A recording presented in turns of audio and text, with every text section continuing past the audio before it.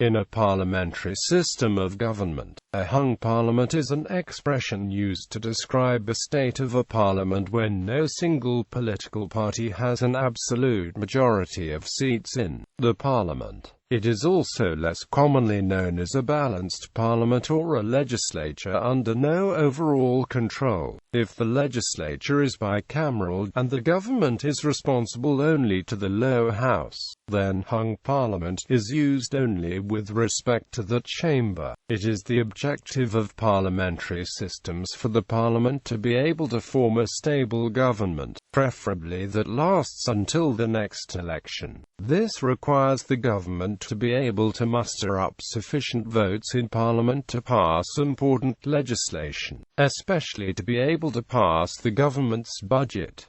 It also needs sufficient votes to defeat votes of no confidence in the government. If the state of the parliament is such that a majority government cannot be formed, the government may be referred to as a minority government. The term hung parliament is used mainly in systems with two parties or two-party blocks. Most general elections in such a system will result in one or other party having an absolute majority and thus quickly forming a new government. A hung parliament is an exception to this pattern, and may be considered anomalous or undesirable. One or both main parties may seek to form a coalition government with smaller third parties, or a minority government relying on confidence and supply support from third parties or independents. If these efforts fail, a dissolution of parliament and a fresh election may be the last resort. In a multi-party system with legislatures elected by proportional representation, it is rare for a party to win an outright majority of seats. So a hung parliament is the norm and the term is rarely used. However, the term may be used to describe an election in which no established alliance among the parties wins an outright majority, such as the 2005 German election. History.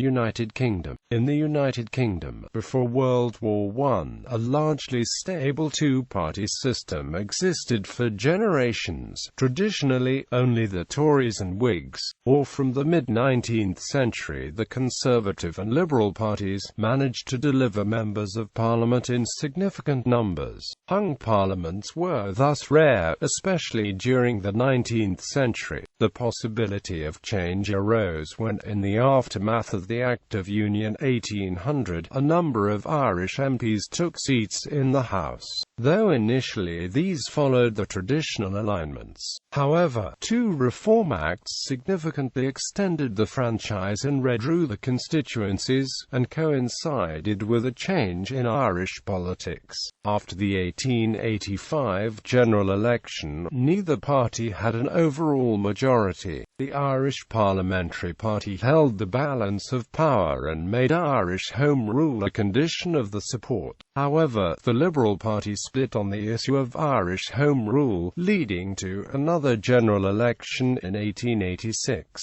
in which the Conservatives won the most seats and governed with the support of the fragment of liberalism opposed to Home Rule, the Liberal Unionist Party. Both the election of January 1910 and that of December 1910 produced a hung parliament with an almost identical number of seats won by the governing Liberal Party and the Conservative Party. This was due both to the constitutional crisis and to the rise of the Labour Party. The elections of 1929 resulted in the last hung parliament for many years. In the meantime, Labour had replaced the Liberals as one of the two dominating parties. Since the elections of 1929, there have been two general elections that resulted in hung parliaments in the UK. The first was the election in February 1974, and the ensuing parliament lasted only until October. The second was the May 2010 election, the result of which was a hung parliament with the Conservative Party as the largest single party. The results from the three main parties were Conservative Conservatives 306, Labour 258, Liberal Democrats 57. Since the formation of this coalition, the Fixed-Term Parliaments Act 2011 was passed, creating fixed 5-year parliaments, so that the next election will not take place until 2020. This was the idea of the Deputy Prime Minister, who is the leader of the Liberal Democrats, who said that this would stop the Prime Minister, who is the leader of the Conservative Party, David Cameron, from calling a snap election, as many other Conservatives have requested. Hung parliaments can also arise when slim government majorities are eroded by by-election defeats and defection of members of Parliament to opposition parties, as well as resignations of MPs from the House of Commons. This happened in December 1996 to the Conservative government of John Major and in mid-1978 to the Labour government of James Callaghan. This latter period covers the era known as the Winter of Discontent. The minority government of Jim Callaghan came when Labour ended the 15-month Lib-Lab pact, with the Liberals having lost the majority in early 1977. According to researchers Andrew Blick and Stuart Wilkes, the phrase hung parliament did not enter into common usage in the UK until the mid-1970s. It was first used in the press by journalist Simon Hoggett in The Guardian in 1974. Academic treatments of hung parliaments include David Butler's Governing Without a Majority, Dilemmas for Hung Parliaments in Britain, and Vernon Bogdana's Multi-Party Politics and the Constitution. Canada. 3 recent Canadian parliaments were hung parliaments. The aftermath of all 3 of these elections was that the largest party ruled as a minority government. Although minority governments have tended to be short-lived, the 2 successive minorities under Prime Minister Stephen Harper managed to hold on to power from February 2006 until a no-confidence vote in March 2011 resulted in the dissolution of Parliament and elections held on the 2nd of May 2011. The subsequent election saw a majority parliament elected, with Harper's Conservative Party obtaining a 24-seat majority. The make-up of the 40th Canadian Parliament hung parliament resulted in the 2008-09 Canadian parliamentary dispute. The Conservative Party had a plurality of seats. However, the Liberal Party and New Democratic Party together held enough seats to have a larger plurality and reached an accord to form a minority coalition government. The bloc QUE acute BE acute COIs agreed to provide support on confidence votes. On the 4th of December 2008, Governor-General Michael Jean granted Prime Minister Stephen Harper a prorogation on the condition that Parliament reconvene early in the new year. The date was set as the 26th of January 2009. The first session of the 40th Parliament thus ended, delaying a vote of no confidence. Australia. Australian parliaments are modelled on the Westminster system, with the hung parliament typically defined as a lack of a lower house parliamentary majority from either the Australian Labor Party or Liberal National Coalition. Hung parliaments are rare at the federal level in Australia, as a virtual two-party system, in which the Australian Labor Party competes against an alliance of the Conservative parties, has existed with only brief interruptions since the early 20th century. Prior to 1910, no party had a majority in the House of Representatives. As a result, there were frequent changes of government, several of which took place during parliamentary terms. Since 1910, when the two-party system was cemented, there have only been 2 hung parliaments, the first in 1940, the second in 2010. At the 1940 federal election, incumbent Prime Minister Robert Menzies secured the support of the two crossbenchers and continued to govern. But in 1941 the independents switched the support to Labour, bringing John Curtin to power. Declining support for the major parties in recent times is leading to more non-majoritarian outcomes at elections. At the 2010 federal election, which resulted in an exact 72-72 seat tie between Labour and the Liberal National Coalition, incumbent Prime Minister Julia Gillard secured the support of 4 out of 6 Independent and Green Party crossbenchers and continued to govern, having hung parliaments in both Australia and the United Kingdom at the same time, and also briefly including Canada as well, is unprecedented in the history of the Commonwealth of Nations. Hung parliaments are rather more common at a state level. The Tasmanian House of Assembly and the unicameral Parliament of the Australian Capital Territory are both elected by Hare-Clark proportional representation. Thus, elections commonly return hung parliaments. In other states and territories, candidates contest single-member seats. With far fewer seats than federal parliament, hung parliaments are more likely to be elected. Recent examples include New South Wales in 1991, Queensland in 1998 and 2015, Victoria in 1999, South Australia in 1997 and 2002, Western Australia in 2008, the Australian Capital Territory in 2008, and Tasmania in 2010. New Zealand. Hung parliaments had a relatively uncommon place in New Zealand politics prior to the introduction of proportional representation in 1993.